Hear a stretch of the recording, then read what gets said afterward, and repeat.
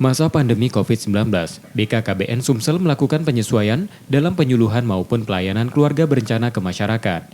Penyuluhan fokus melalui daring, lewat telekonferensi jarak jauh maupun media sosial.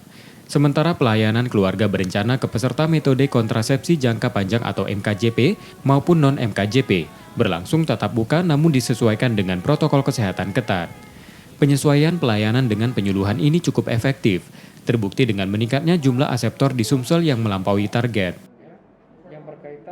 Kelihatan juga pada waktu Hari Keluarga Nasional kita melaksanakan pelayanan 1 juta aseptor. Ini tercermin dari target yang sudah ditetapkan, ternyata kita di atas 100% dari target ditetapkan oleh pusat.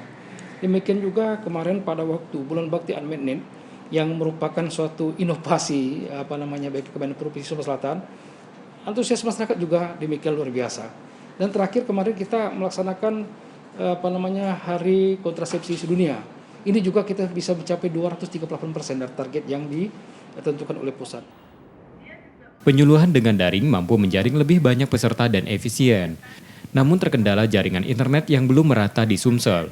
BKKBN Sumsel juga ikut dalam sosialisasi 3M melalui tenaga lini lapangan, seperti penyuluh dan kader KB. Keluarga bisa jadi sumber utama untuk melakukan pencegahan penyebaran COVID-19.